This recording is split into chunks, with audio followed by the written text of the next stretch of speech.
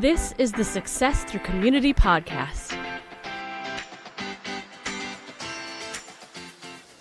I am going to talk about a book that actually had me nodding in agreement a lot, even before I even got to like chapter 2. So this book, I liked this book. I did. I'm going to tell you that. It's called Don't Spoiler Ask alert. Me. Yeah, spoiler alert. I found that all this season I've liked a lot of my books, and this one I liked it a lot. It's called Don't Ask Me to Be Loud: The Introverted Girl's Guide to Online Business by Nicole Kepic. I hope I'm saying that right. And I have to tell you, I really, really like this book. I felt seen. Again, that it's become my tagline this season, I think. But this one, I mean, this sounds like a book you could have written, so I'm not surprised that you felt seen at all. I appreciate that. It has been a journey, and I love that I'm owning it to the point where I could write a book about it. You Um, could. but I'm not going to. I Never got enough on my say, plate. well, you didn't Thanks. say never, but never say I never. didn't. Never say never. Never say never. I mean, like with Nicole's writing, and I think the reason why I really, really liked it is it just felt like it didn't feel like a business book, and it is, but it didn't feel like a business book. It just kind of felt like we were just sitting there having coffee, chatting, or actually, in my case, we were chatting over mimosas while we sat beside each other on a plane because I basically read this book over 3.5 hour flights, and it didn't make the flights feel very long, so it was kind of nice. It was easy Nice. breezy. It was packed with gold, and I really liked it. I thought she was great. So what did I like about it other than I liked it? One thing that I didn't expect. So the title, Don't Ask Me to Be Loud, Introverted Girl's Guide to Online Business, which is kind of, my MO right now. I was not actually expecting this book to be very actionable, but it was. And that really impressed me. And I really, really appreciated that. So at the end of every chapter, what she does is she has a Your Move section. And they were gentle nudges, not long, actionable tasks, not big, this is what I'm telling you what to do and how to do it kind of stuff. It was just gentle nudges, and it was in point form. So bullet points saying, hey, maybe you should just reflect on your current offers. Are they sucking the life out of you, or are they sparking joy? Think about it. And I really kind of appreciated that kind of honest nudge in the end. Does that make sense? Yeah, And absolutely. yeah, and she had it at the end of every single chapter. So regardless but, of what the of course, chapter was about. I'm going to interrupt you for a second because I do have to ask the question. So, if these were gentle nudges, did Mhm. you actually take any of these actions? Well, I'm not gonna lie, no. I was on a plane, but here's something I did do and I don't know what took me so long to get on the Kindle bandwagon, but I am obsessed. So during these gentle nudges, what I did do is I was able to highlight and then add a note.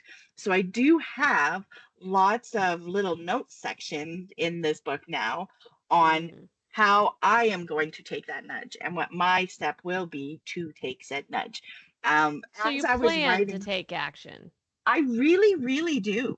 And Well, that's as I was great. actually getting ready for recording, because this was a few weeks ago, I read the book, and it has been a whirlwind since the trip, but with editing and photos and just so much going on that I haven't had a chance to actually sit down and take it all in essence.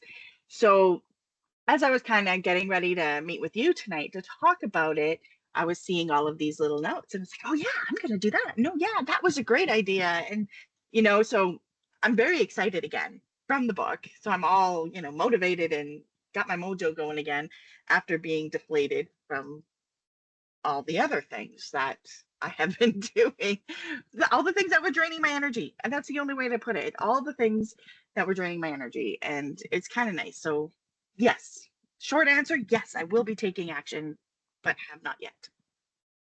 But you have Makes sense? actually taken notes, and that's the difference, right? It's Mhm. like, for me, it's like when I'm reading, because I've read a couple of books where they try to be interactive in that way and be like, okay, Mhm. challenge to you, and I'm just like, okay. Yeah. Um, and like Yeah. obviously Pat Flynn, like he's got courses that go with it. There's so much homework in his books, Mhm. and so I've done like bits and pieces, but I've never like really done his homework because it would take me a year if I was gonna like go Yeah. through all that stuff. It's a lot. Um, but the fact that you actually took notes on it and didn't just be like, "Oh, I'm gonna come back to this later," because we all know what that means, and that is Yeah. what we normally do. So the fact that Uh-huh. you have like actionable notes, that I think you'll actually come back and take action. Yeah, and I think like I said, one of the things is it felt like we were just sitting in there and having a chat. I just pulled it up, and like the first thing I highlighted, and one of the first, almost like it's not even a chapter, it's like an introduction type thing. She gives you a here's the gist. This is what we're going to talk about. This is how we're going to do it. You don't need to be loud. You can be quiet. Just be you. And then she goes into the your move after that little chapter. And the first bullet point is, I really wish I could have done this, but the first bullet point is slide into your comfy clothes, claim the best chair in the house, and get into reading mode. That I can do. And that's kind of what I mean with she's relatable. Like I felt like you're right. I felt like I could have written this book had I wanted to. But it's one of those things where that is the first instruction she gives me. Okay, you are my new guru. I love you. Right? And I appreciated that, right? So it's and then she goes on to say, you should read this book in order, but you don't have to because the book is broken up so much so that there's a whole chapter on, like I'm jumping all over the place, but there's a whole chapter on branding, and she references Don Miller and the story brand. There's a chapter on um, you know, so much protecting your energy, mindset, on building your business, creating your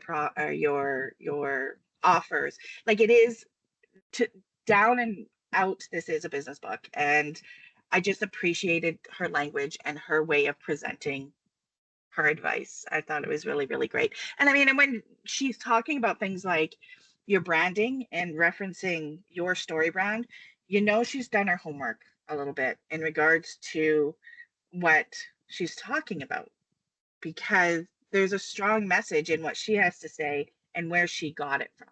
At least that's how I felt. And one of the chapters is actually on copywriting, and that's one of the meatier, big, chunky chapters with all of these great, amazing tips on copywriting, which that's where the bulk of my highlighted sections are. Um, and that comes down to it because she herself is a copywriter. And the one thing that I really, really appreciated was she talked about copywriting, talked about do's, don'ts, tips, tricks, all of these things. She didn't just cut that short and say, outsource it, hire a copywriter because we're amazing. No, she put her heart and soul into that section because that's what she does. And I had to appreciate that. So some really good solid advice on something that she knows everything about, aside from, being an introvert type thing, which I thought was kind of great. Yeah, I love that. Yeah. So then, Yeah. so okay, so going back to for a second the story brand aspect of it, Hmm. did you feel like the hero of her story? I kind of did. And you know what? Yeah. Aw, aw, I love it when you put it that way. So Well, because because that's what Donald teaches, right? So that's just, like yeah. if she's successfully doing that, then you should feel like the hero of the story. And I think she really, really did. There are so many sections of this book where I would be like, wow, that would be so good for me. And I can do that. And I can relate to this. And what great advice. And this is so perfect for introverts. And then I'd be like, oh, yeah, this book is for introverts. Like I would completely forget her purpose because I was relating so much. So that Hmm. little thing about an introvert girl's guide, yes, 100%. But it didn't feel like she was trying to hone in on that single message. You're an introvert, you need to do this. She was very good at saying, you are a business owner who is an introvert. Yeah. Therefore, this may work for you. And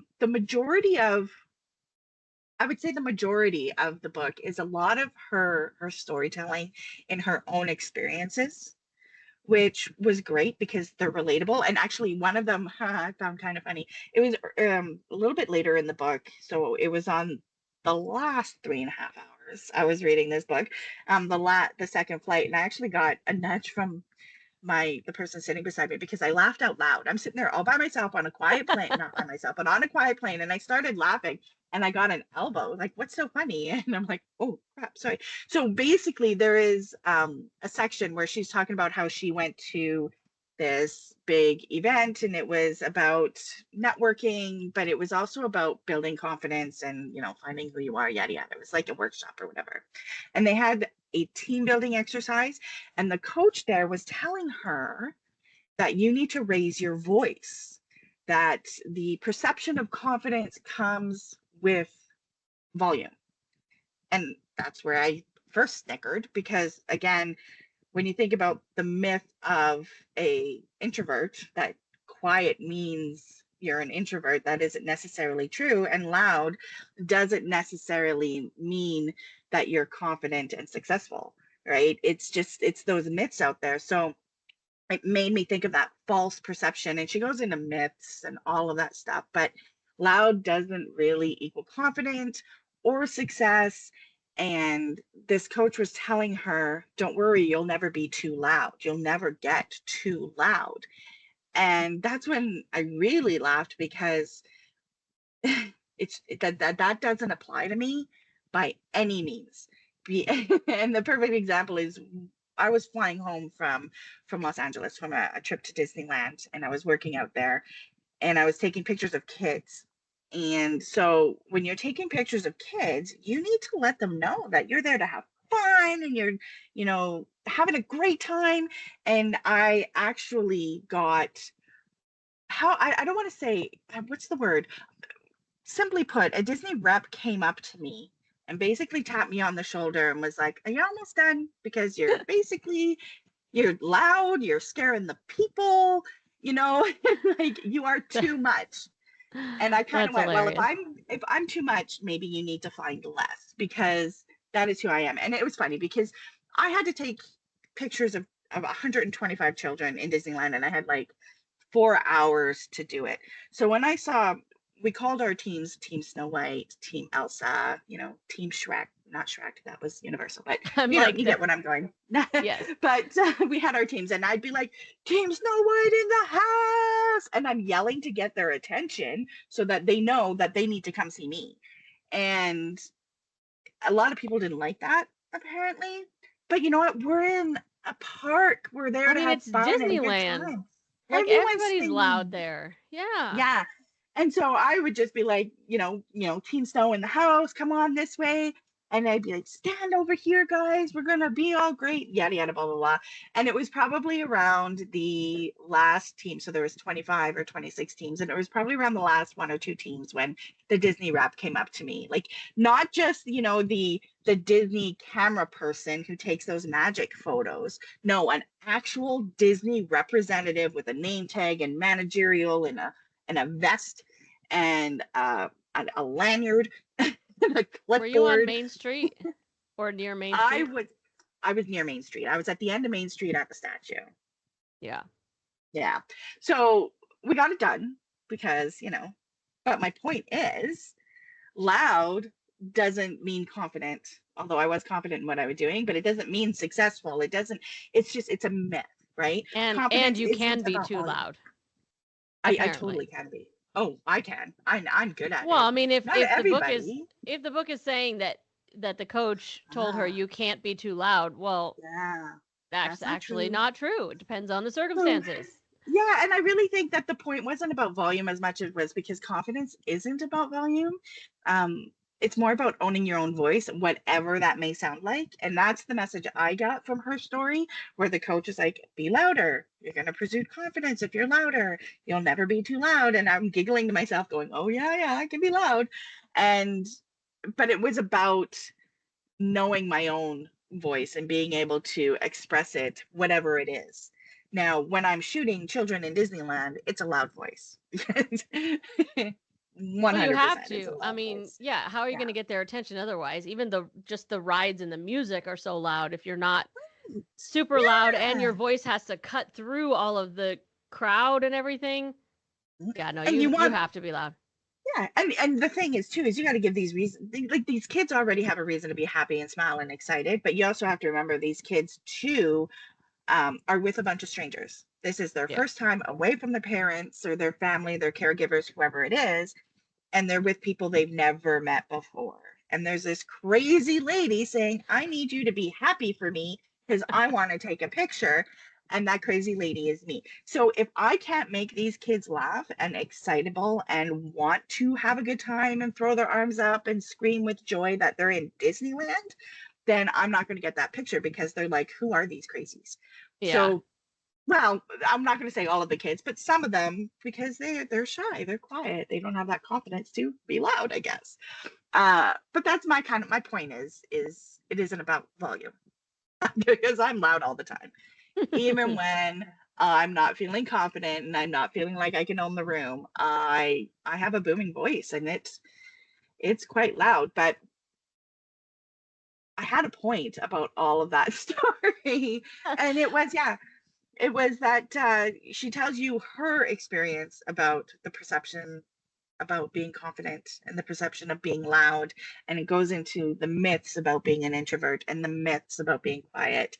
And I loved that because there's so many myths about introverts out there. We've talked about them a Mhm. 100 times, and one of them is that we are quiet people and we are a quiet folk and we don't know how to be like people. Everyone at Dreams, everyone I work with that organization thinks I am the biggest extrovert, but they don't realize I don't go to all the meetings. If I can zoom that meeting, I'm zooming that meeting. And it's not that I don't Right. want to hang out with these folks. It's not that I don't want to spend time with them because they're all such beautiful, wonderful humans and I love them dearly.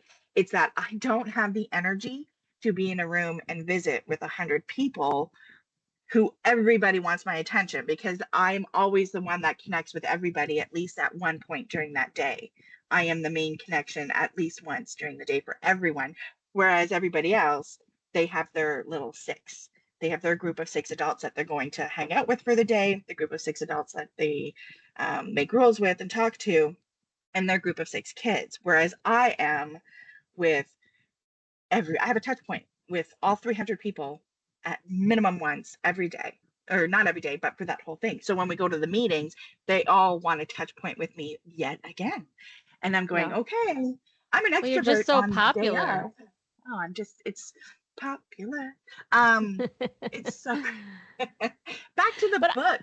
but I mean seriously though, like we've talked about how like you have to put that on for your business. Just I mean, I granted this is business photography too, but it's not just because you're at Disneyland and there's a bunch of kids that don't know you and whatever. Like you have to do the same thing when you're doing family shoots and weddings Yeah, and all of that. Like yeah. you have to maintain the energy. You have to set the environment because Mhm. people are naturally, most people, I should say, are naturally awkward and uncomfortable when a camera is pointed at them. Period. That is so true. So Yes, you 100%. have to set that comfort zone and level of energy, or you're just not going to be able to get any good photos. Because, I mean, I know you're Yeah. really good at editing photos, but you got to work with something that's decent to start with. Otherwise, if your subject is like, meh, well, you're not going to get good Yeah. photos out of that. So you have to do a whole lot of work just in that session just to set the atmosphere. 100%. And that doesn't, and the thing about doing those with me, when I do it, when I first started out as a photographer, I'm not going to lie, I was an extrovert. At least I thought I was. I didn't realize the energy suck, but I could do it for days and I could do it, do it, do it. And then I would break down around month 10 or 11, and that's usually around October, November for the Christmas orders. And then I'd shut down for December and January, and those were my recoup months.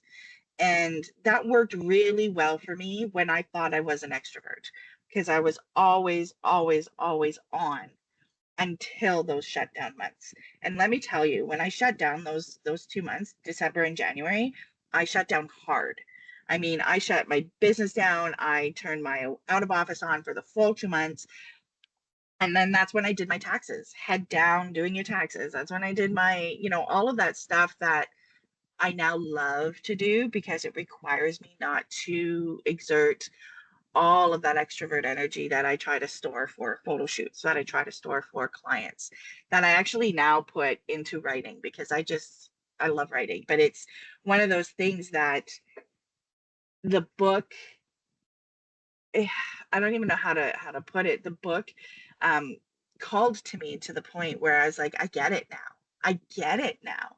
And I think I realized that while reading this book, even if it was a little giggle and on an airplane making a fool out of myself, it was that connection of you don't always have to be loud, you don't always have to be on, which I've always known.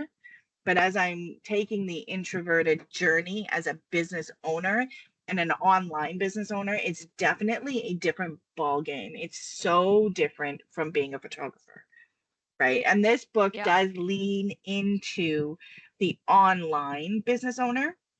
So she does touch on doing videos and doing summits and doing speaking engagements and podcast interviews and all of those things that you expect introverts to not want to do. And introvert, like there's that myth that introverts will not do. So she touches on all of that and how you don't have to. If it doesn't fit your energy, if it doesn't suit you and spark joy to do it, then don't do it. Here are other methods that you can do it. Here are other methods to grow your business that don't require you to do all of that. But she also talks about how even as an introvert, going and doing that podcast isn't a bad idea.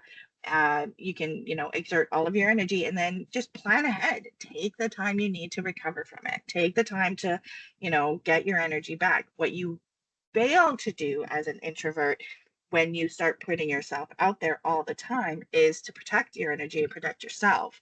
Then that's where you lead to burnout. That's when you start disliking your business because it's draining the life out of you.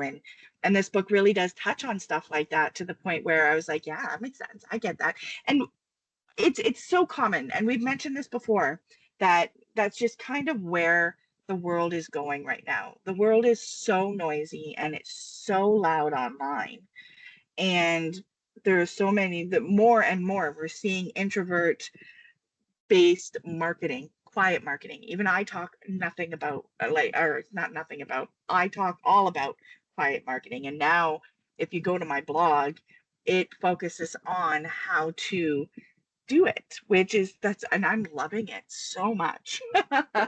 I don't know if it's because I'm no longer trying to be somebody I'm not. I'm no longer putting myself out there for that 10 months a year and then taking 2 months to recover, but that I'm doing it in the moment, protecting myself, my energy, my happiness, my whatever you want to call it, in the moment. And I'm doing it now as I'm building my business, as opposed to putting myself out there all the time and then recovering later once I found that little bit of success that I needed to sustain myself for the year. Does that make sense?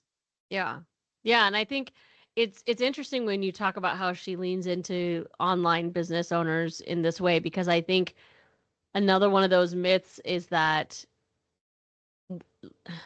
whether or not you're an introvert online doesn't matter. Like Mm-hmm. because people think that introversion is just about like being around people, Yeah. and that's not necessarily true. Mm-hmm. Like sometimes it's just about being on all the time, or even just like, I mean, I don't know, maybe this is just me, but like even sometimes just like scrolling social media and like seeing all these people's posts and stuff can sometimes like trigger my exhaustion of that kind of energy suck. You know what I mean? Even though it's like I Yeah. could turn this off at any moment, nobody would know at all. Yet I'm feeling like overwhelmed by it sometimes, Yeah. you know? 100%. It's like an episode of The Twilight Zone. Like I just totally visualize, that white aura being sucked out of you into the phone or into the computer. Because yeah, even just scrolling, even just um going through any kind of social, I've uninstalled a lot of socials off my Hmm. phone because it drains you. Not just your time, but your creativity, your mental capacity to, be creative, to think straighter, for critical thinking, it just sucks it right out of you. And Yeah. don't get me wrong, I am still guilty and still do and will doom scroll on my phone for an hour. And then I'd be like, oh crap, what did And I then just then you do? just send me random videos and stuff, which goes Yeah, both so ways, don't get me it wrong, but does. yeah. Yeah. I'm not saying that I'm now this amazing person that doesn't let anything out there suck the life out of me, because Right. that is so far from true. I mean, I'm the person that got yelled at by a Disney rep for being too much in Disneyland. So it just, you got to find your balance. And that's what she's talking about, right? Just polishing who you are and making sure your business actually truly does feel like you, and not Yeah. how your perception of what it should be. And I loved that. And, Yeah. I know you and I have been talking about your upcoming video coming out for your business and your business shift and all that. And this book does have a little bit of a, I don't know if you want me to talk about it, Well, but honestly, it'll already be out by the time this episode is out, so perfect. you can if you want So, to. yeah, okay. So your shift right now to no longer separate your faith from your business, and I think that is, I'm gonna cry. I think that's beautiful. Oh. And one of the things she talks about, she does have a small section. It's not like as meaty as her copyright section, but she is a faith-based business owner as well. And I Hmm. don't want to put a label on that, because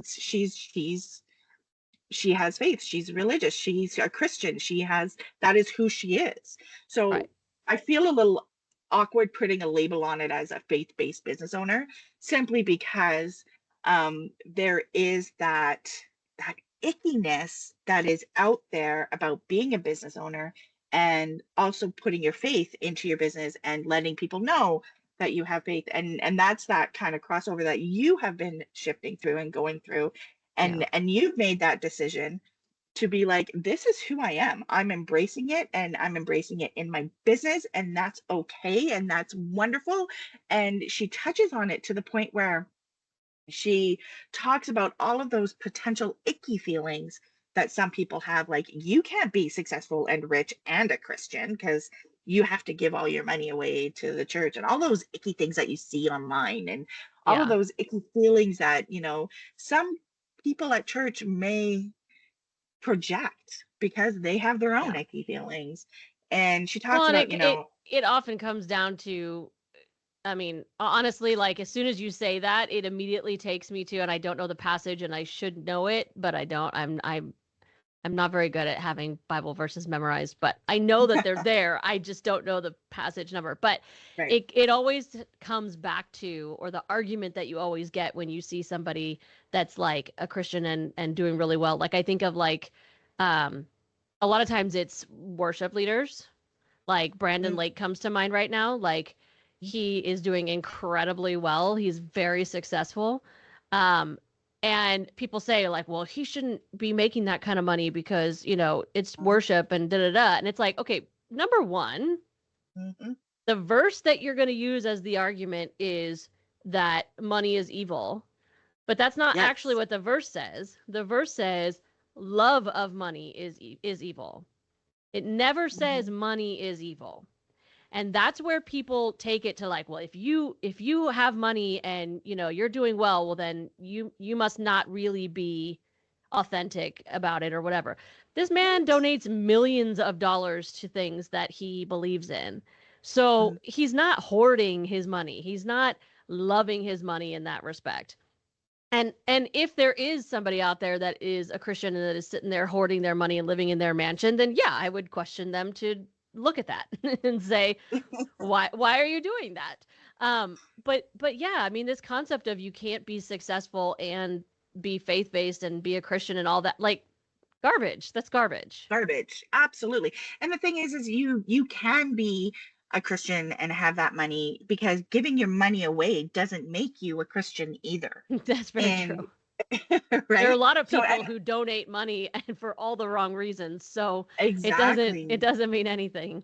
Yeah, and I love that she does touch on this a little bit, because she has what, is going to be labeled as a faith-based business, and she talks about how um basically the way I see it is it's giving permission for you to honor your faith, to honor your values, and show up in a way that really gives authority to that voice, that Hmm. part of who you are, because that you are a Christian, you are a business owner, you are a wife, a mother, a this, a that, a this, a that, and you can't compartmentalize. And I think that that's one of the things that the book kind of really spoke to me in a sense, is that not about compartmentalizing, but really ownership of all of you and creating and building a business that is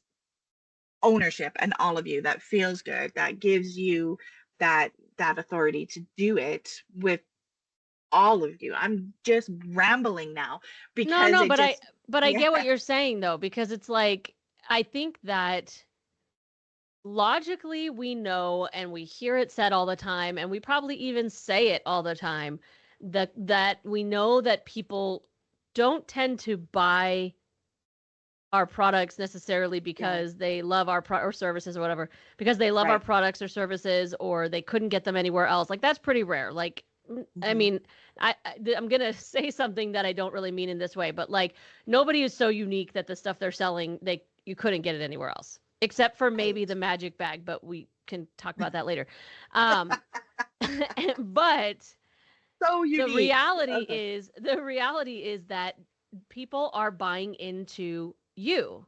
They're buying I into know. your brand. So why on earth, if we know that in our heads and we know that this huge part of who we are, we're just like holding to the side and not bringing to the surface and not being like not owning in what you're saying, then Yeah, like we are literally holding ourselves back by doing we that. are. We're creating our own roadblocks, right? We are Yeah. closing our own doors instead of, taking Because we're so opportunities. afraid. It's like Yeah, it totally comes down to we say that we're not trying to market to everybody, like we say we're trying to niche down, but if we were really trying to niche down, we would be like out front with this is who I am. Boom, boom, boom, boom, boom. yeah, And that would be it. And the right people would find us and love us and stick around and the wrong people would go away. And that's exactly how it should be. And if everybody actually did that, and this is not coming from a place of judgment because I struggle with it just as much.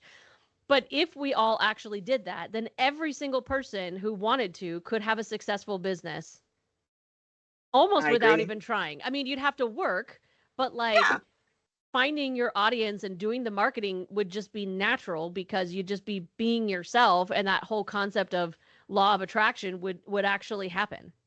But we're all so afraid or we can't see how certain parts of ourselves fit into our business or like we think that in order to bring that aspect in it has to like take over and be everything. And it's like yeah. no, not necessarily, but like just own who you are when you're putting Right. And yourself out it's, there. yeah, it's like you just said. So if we did it all like that, then law of attraction would just work. And it's true because we are holding back what we don't think is attractive to others. And if we Right. put that out there, then what we don't think is attractive, I don't think that my volume is very attractive. Disney apparently doesn't either. But you know what? 126 deserving kids and the other 200 volunteers that are a part of it do. And they were who I was there for that day. That's right. So that is the equivalent to your business, and the whether you're an introvert, a Christian, a Muslim, an extrovert, it doesn't matter. If you bring all of you into your business and you do it with the right intentions and you do it with, clarity, Yeah. then I think it does not matter what your business is. You will bring in the right people. You will be successful. Now, success again is one of those terms where it's really dependent on who you ask and what it means. Right. So when you start having that clarity and you're able to find your own definition of success, I found that this is the only way to go. And it's really nice. I don't know, it could be that I've been in business long enough that I'm tired, that I'm that I'm over the 2-month hiatus, because 2 months of living in a in a hidey hole isn't healthy. There's so many reasons. It could be that I'm 50 in a couple of weeks and that I just have no more F's to give anymore, that I'm just going to be like, take me as I am. Whatever it is, it's working. And Yeah. I'm finding that what it is it's finally accepting who I am. Even those bits that I think are unattractive to others, they might be unattractive to group A, but they're not to group B. Well, group Right. A isn't who I want to attract anyway, so they can just move along and go ride a roller coaster. So Well, and I think that's like we're talking what, about like qualities, but I think it even comes down to things as practical as like interests. Like maybe yeah, you're a crazy cat lady or you absolutely obsessed with Harry Potter or you know, like things like that too. I I feel think judged. no, but I'm just you are I'm not kidding. you are neither of those things, and even well, you might be obsessed with Harry Potter, but I am too, so we're fine on that. But the thing is that like bringing those parts out, I think, you know, when in your description just now of like you may not attract group A, but like they're not really your people. I feel like for all of us, group A is like the popular kids. Yeah. It's like Well those said. group A, whoever they are to you, because they're going to be different for different people and in different Yeah, industries and whatever. But like that group A represents those people that we think we want to be our people. The people that we absolutely. think we want to be our fans and buy all our stuff and work with us and whatever. When the reality is, if we would just turn around, we would see that group B is over here like ready and willing to accept us and love us and be super fans like from day one if they just knew that we were one of them.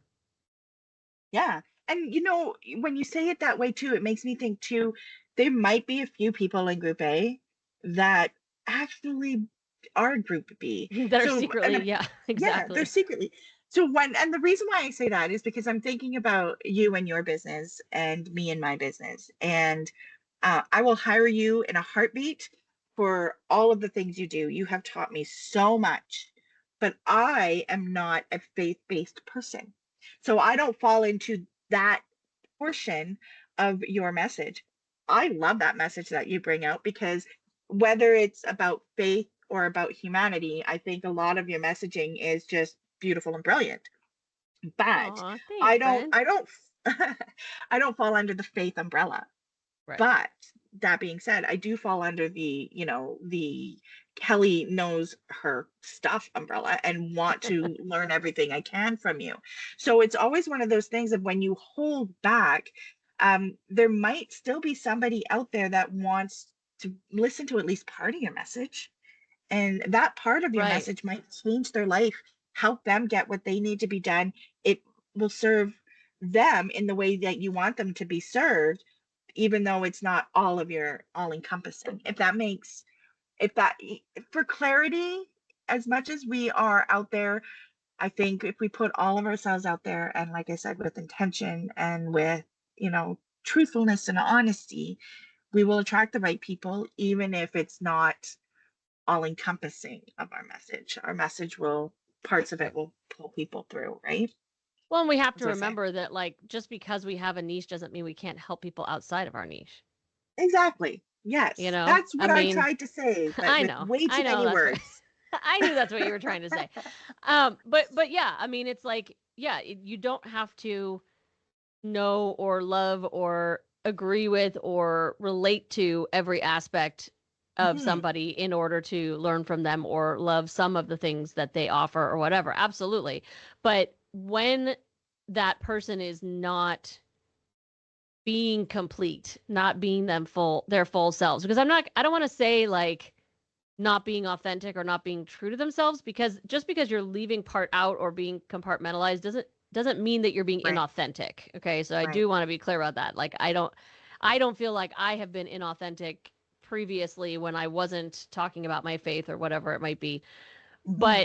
But there is a part of me that is not accessible, approachable, I guess, when I'm not showing up completely in that way. And same thing for you in whatever that you know, as being an introvert, holding that back It's not that people, well, actually, in your case, it is sometimes that people don't automatically guess that you are one because, like Mm. me, we both sometimes come off like we're extroverts. And so they don't necessarily know that automatically.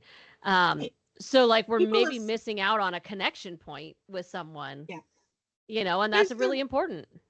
yeah, there's lots of assumptions out there. Like the Yeah. photographer has to be an extrovert, an actor and a singer has to be an extrovert because they want to Oh, be they on stage. That so is rarely are. so not true. Yeah, No. it's so not true. And that's where, all the myths come in and myth busting and education and Yes. knowledge and all of that stuff has I've to be told out the there. And Jack Black story, right? Have I told you that, the Jack Black story? no. Okay, so this was a couple of, well, I guess it was more than a couple of years ago now. Gosh, time goes fast. Because obviously I was still in LA because he was not up Yeah. here in Idaho. But I kind of like last minute, this was like in December, so it was like in the midst of my caroling season, and I got called to like come and do random backup for oh, what is her name? She was from is it the Bangles, the Manic Monday? Oh yeah, yeah, yeah, yeah. I know who you're talking about. Susan Yeah, yeah, somebody. Suzanne something or other. Yeah, Yeah, yeah, yeah, sorry. yeah, yeah. Sorry, Suzanne. Anyways, I was called randomly to be part of a little group to like sing backup for her at some live event around Christmas time, whatever. And I was like, yeah, okay, sure. It worked out with my schedule, cool, whatever. Well, then we get there and Jack Black and that other guy that forgive me for not knowing Kyle his name, but Gass, yeah, yeah, they had that like band together or that little Tenacious D. Oh thank yeah. you. Gosh, I should know this stuff, but I And don't. it's Susanna Anyways, Hoffs. thank you. Yes, it was. Yeah. So, anyways, I love how I sound like I know what I'm talking about, but I swear, okay, I do. Anyways, It's been a while. they were also playing at this event for that Oh, I was cool. at. And it was a pretty small event. And Jack Black is one of those people that you absolutely would make the assumption that he is on Oh, all the time, big mm, ol' extrovert, because that's how he comes off, right? That yeah. is, I mean, there is nobody bigger, and I don't mean physically, but just like energy bigger and just Mhm, mhm. louder when he needs to be, and all of the things, right? Yeah. Could not have been further from the truth.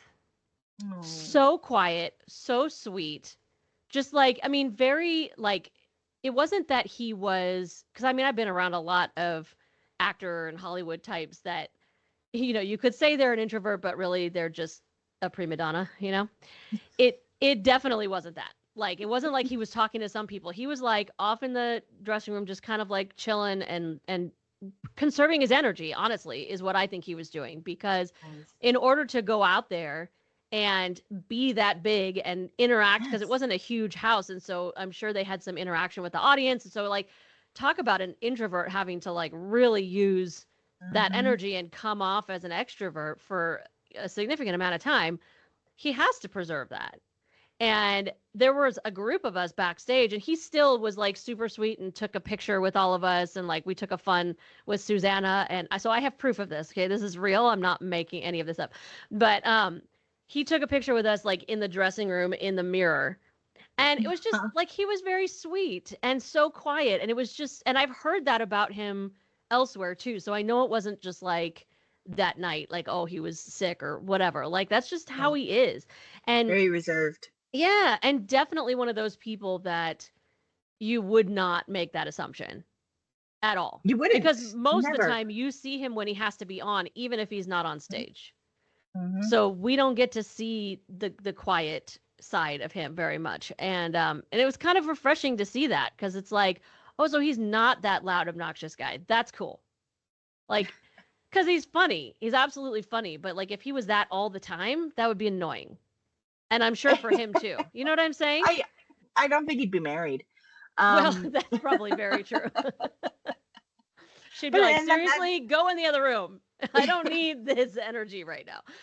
and Yeah, that's a no, great exactly. point because as we're talking about bringing all of yourself into your business, um, I lost my train of thought with the marriage comment, but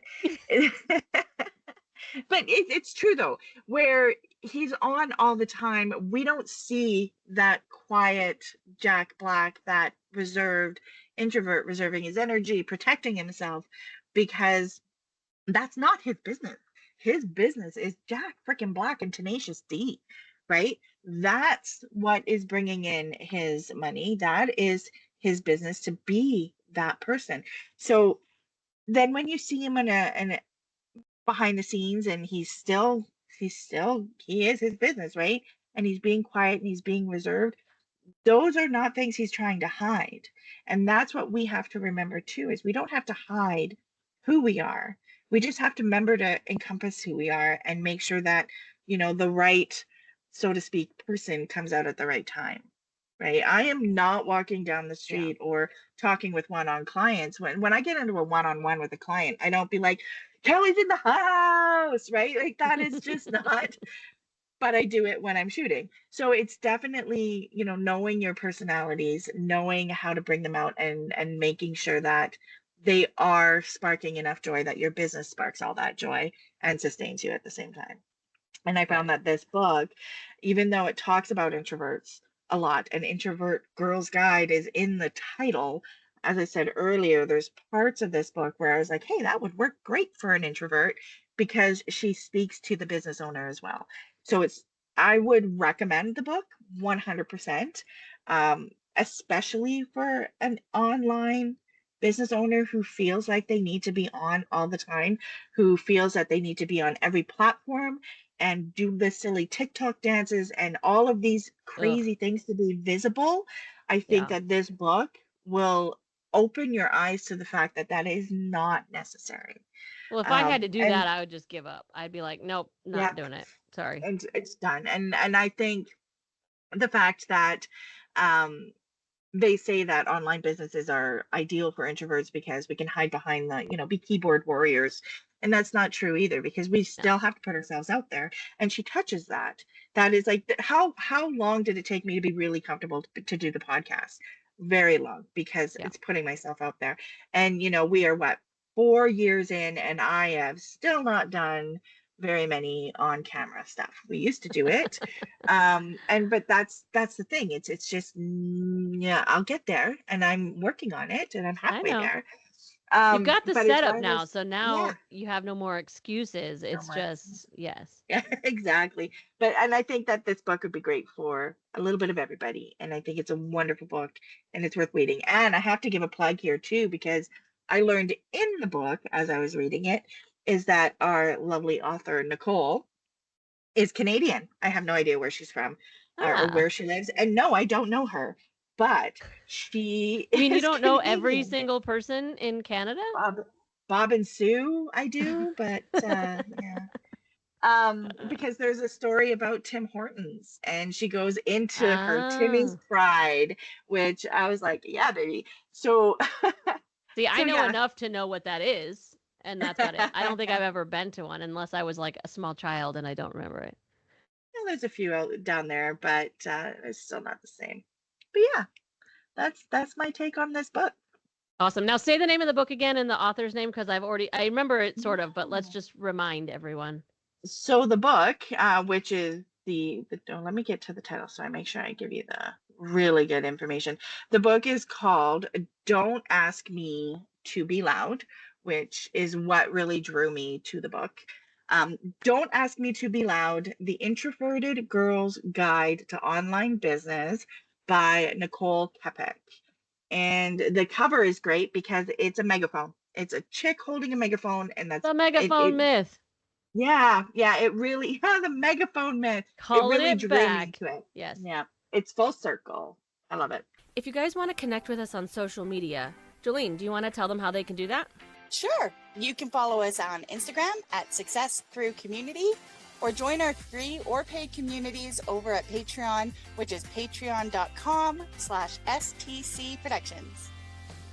The best way that you can support the podcast is to make sure that you are subscribed wherever you're listening and leave us a review. That's the only way that new people will find and join our community.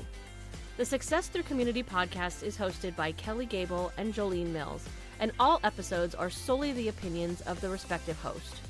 Our sound production and editing is done by Kelly Gable, and all visual creative, including our logo, was created by Jolene Mills. The Success Through Community podcast is an STC production.